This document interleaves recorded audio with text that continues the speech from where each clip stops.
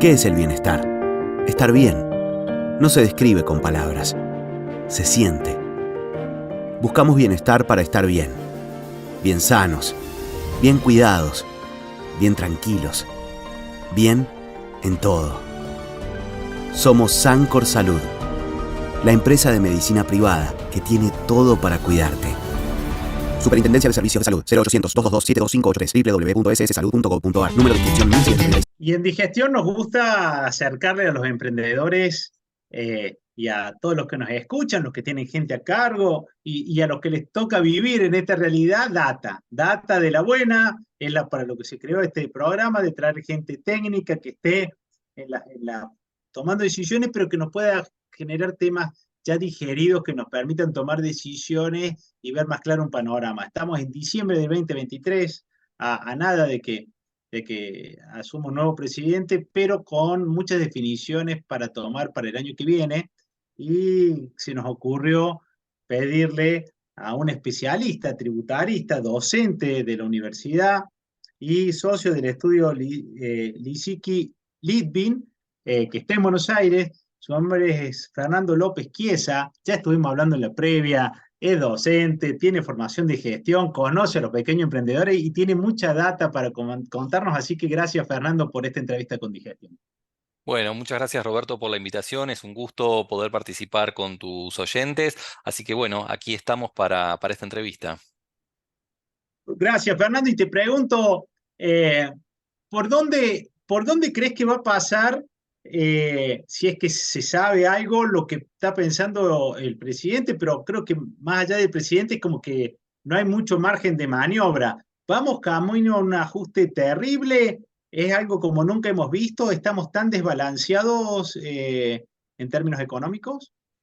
Bueno, por lo que viene contando y un poco de los equipos que lo asesoran y lo que viene transcurriendo un poco en los medios en las últimas semanas, se está buscando achicar un poco el Estado, reducir el déficit fiscal, no financiarse con emisión monetaria, no más impuesto inflacionario. Digo, van a ser meses siguientes donde vamos a tener que ajustar todos un poco las tuercas en el zapato, y van a ser meses difíciles. Creo que inmediatamente la inflación no va a generar el efecto de ir a la baja. Vamos a continuar con algunos meses sobre todo inclusive de más inflación, pero bueno, va a tender a corregirse esto, ¿no es cierto?, en el mediano plazo. Ujú. Desde el punto de vista fiscal también esperamos un poco que esto vaya acompañado con alguna reducción de impuestos. Sobre todo yo pienso en la simplificación tributaria, en la simplificación administrativa para el pequeño contribuyente, para las empresas medias, para los emprendedores. Tiene que haber realmente una reducción de los impuestos. Hoy pensá que en nuestro Vademecum de impuestos hay 148 tributos nacionales, Opa. provinciales y municipales. Todos esos impuestos no los pagamos nosotros, la realidad, durante el año, pero más o menos entre 20 y 50 son los que una persona de clase media hacia media alta es lo que paga por año. Entonces digo, hay un montón de impuestos, muchos de ellos ocultos, así que esto va a tener que ir a esa simplificación. ¿Y eso cómo te imaginas? Porque parece que si vos tocas un impuesto, se queja una provincia. ¿Cómo te imaginas que es la implementación y cómo lo veo yo si soy monotributista o tengo un pequeño comercio? Exacto. Mira, primero el punto grande y este gran proyecto ómnibus de modificación de leyes que se está previendo para el 11 de diciembre en adelante, bueno, es un volumen importante de todo lo que tiene que ver con la reestructuración y el funcionamiento del Estado, desde los ministerios, las leyes de elecciones y demás. Entonces, hay una gran reestructuración en eso y yo creo que en un mediano plazo, bueno, tiene que empezar a trabajarse desde la parte laboral y también fiscal. Obviamente la pequeña empresa, el pequeño emprendedor tendría que empezar a ver un poco estos cambios en cuanto a la simplificación. Se espera también la reducción en lo que tiene que ver con el impuesto sobre los bienes personales, que es un impuesto que se graban todos los activos que yo tengo al 31 de diciembre. Y bueno, la idea es ver si eso impacta o no, ¿no es cierto?, para este 31 de diciembre. Tiene que salir una ley que se modifique sí o sí antes del 31. Y por otra parte, lo que vos mencionabas, esto, bueno, ¿qué va a pasar entre la nación y las provincias? Bueno, acá vamos a tener que reflotar de alguna manera un consenso para ver cómo distribuimos esa masa de recursos entre la nación y las provincias, de qué nos vamos a hacer cargo cada una, y acá estamos todos en la cancha, ¿no? Entonces, si eso no funciona, digo, va a ser difícil poder destrabar un modelo como el que veníamos teniendo.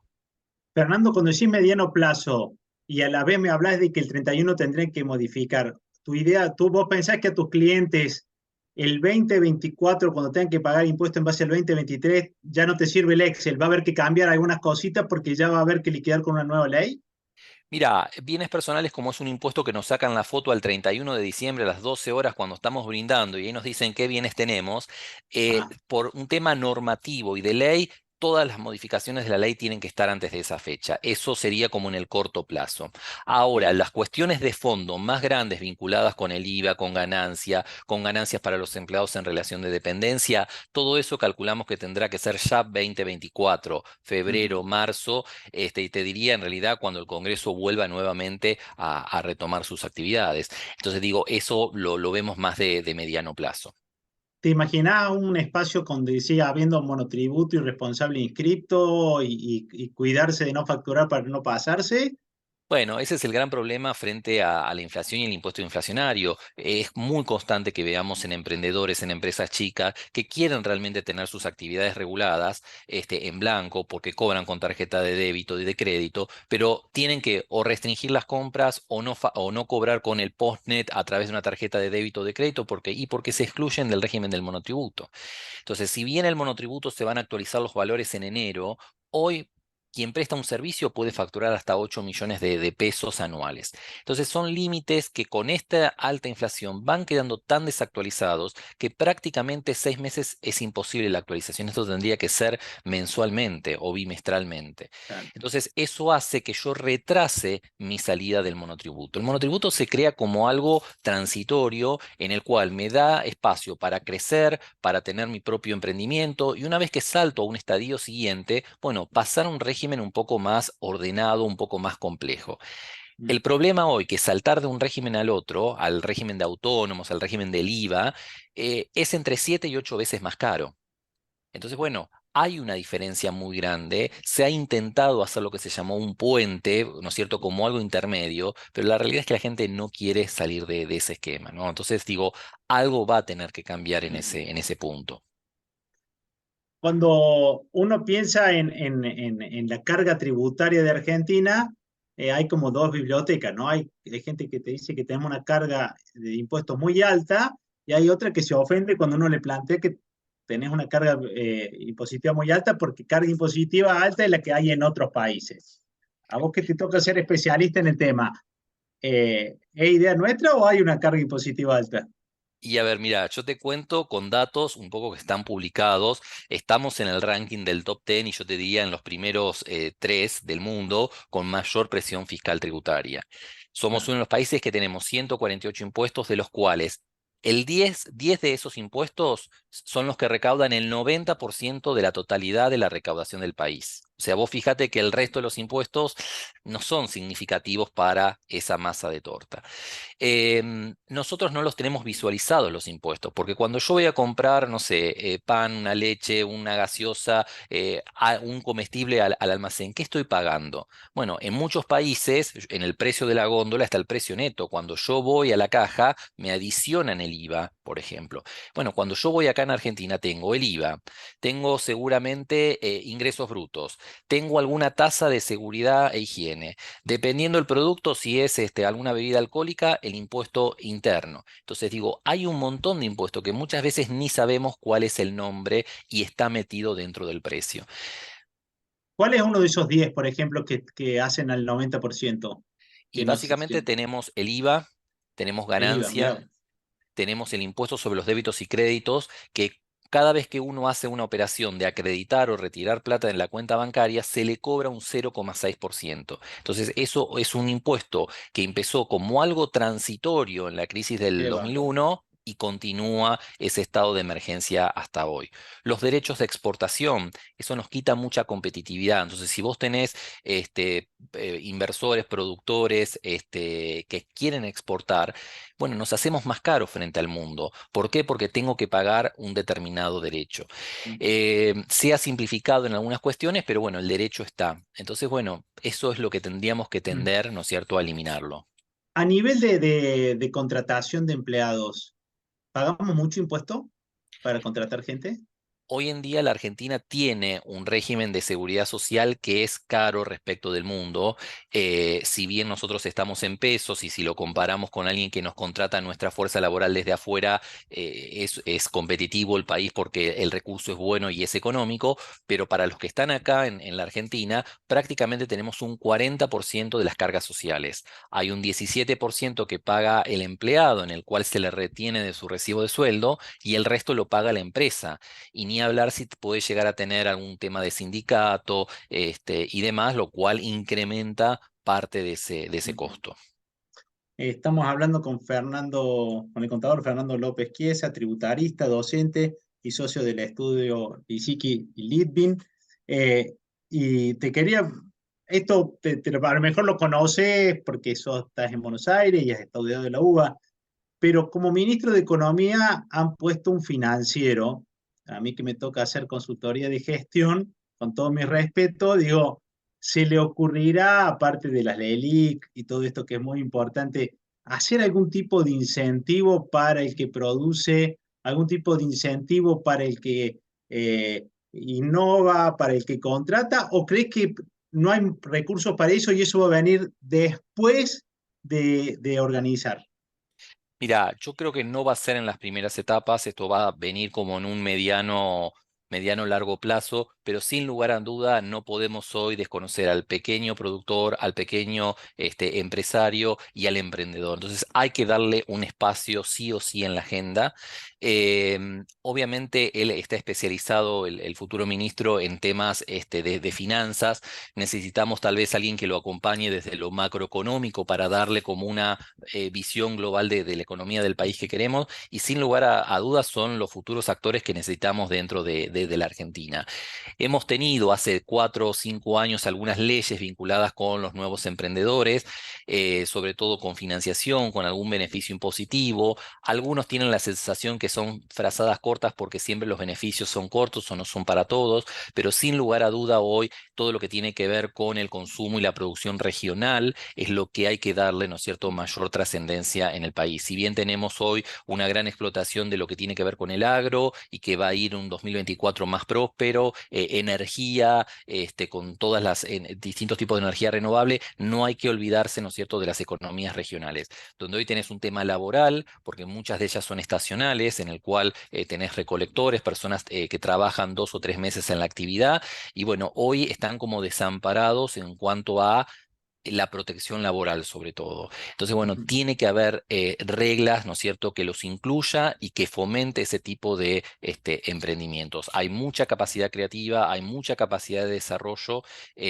con todo lo que tiene que ver con las startups, y no tenemos que dejar que esos emprendedores emigren afuera, ¿no es cierto?, hagan esa mudanza internacional, como digo yo, para buscar ese porvenir afuera. Sobre todo los tecnológicos, digo, tenemos muy buena capacidad en la Argentina y cada vez se escucha más que, bueno, son contratados hoy desde la parte virtual para hacer sus trabajos afuera. Bueno, tenemos que ser competitivos también localmente.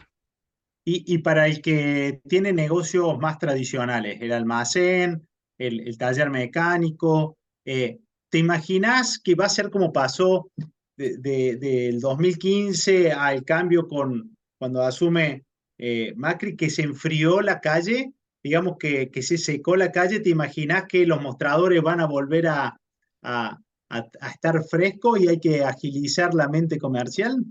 Yo creo que esa va a ser la clave y el diferencial La- que cada uno va a tener, ¿no? Me parece que en momentos de crisis y demás hay que tener la expectativa, el crear, el desarrollar, y el estar abierto a nuevos cambios, ¿no? Entonces, ¿cómo me acerco al cliente? ¿Cómo lo atraigo? ¿Cómo lo seduzco? ¿Cómo puedo diferenciarme, ¿no es cierto?, de mi competidor?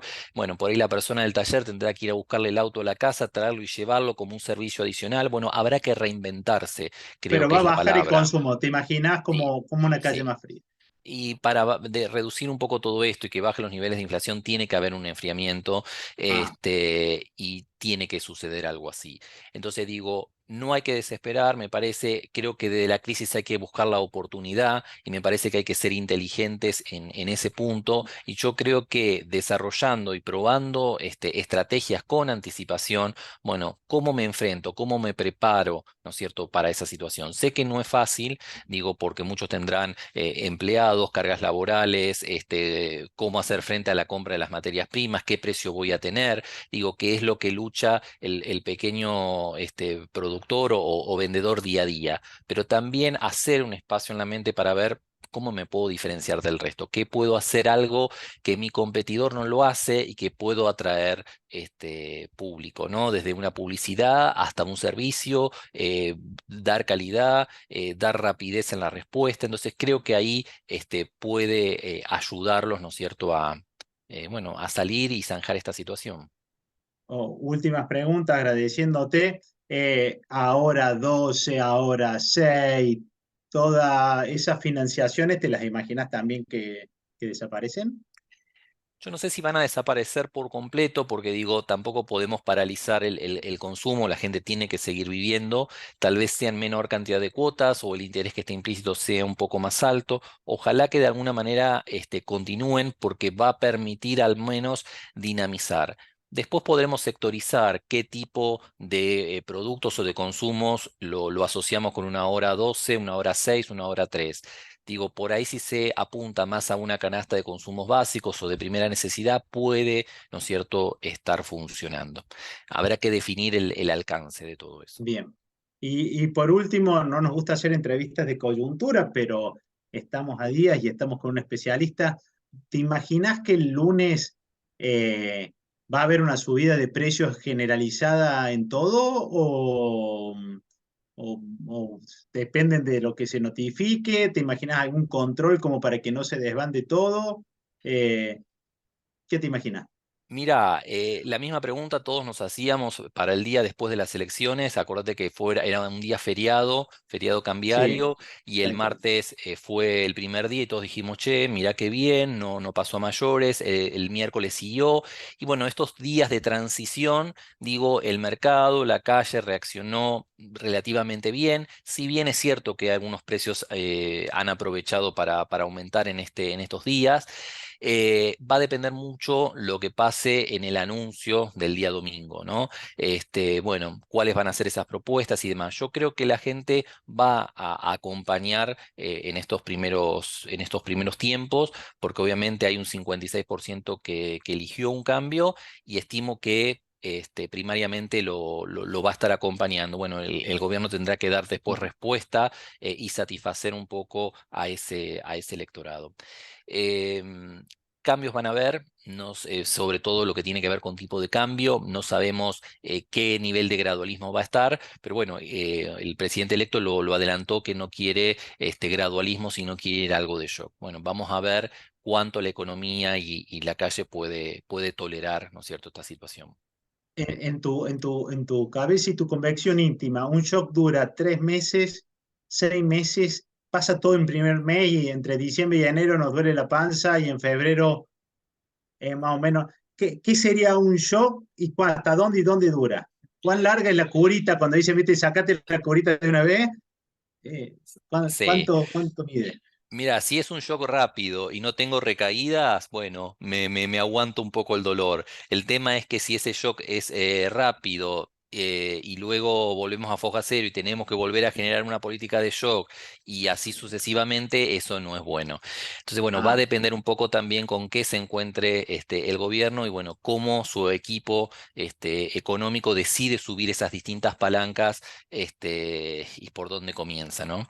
Entonces, en base a eso, creo que va a estar la clave. Un poco la clave también va a estar obviamente con el dólar, un poco con el tema de las importaciones y ver cómo se comporta sobre todo el mercado financiero al respecto. ¿a los cuánto tiempo te parece que se puede evaluar si fue exitosa las medidas?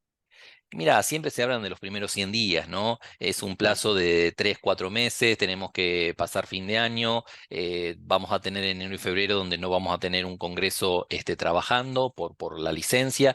Entonces, bueno, demos un poco de aire a ver qué nos encontramos, cuáles son esas primeras medidas y volvamos a conversar a ver cómo lo hemos visto. Ojalá que Fernando, obviamente le vaya bien y que el país pueda desarrollar y explotar su potencial. ojalá, Fernando, y te llamaremos a los 100 días para ver cómo nos fue y qué se rumorea por allá.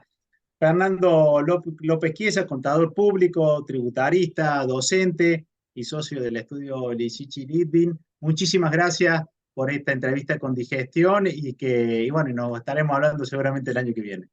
Gracias Roberto por tu invitación, un gusto compartir este espacio y estaremos seguramente viéndonos próximamente. Gracias. Muchísimas gracias. Seguimos con mucho más Digestión.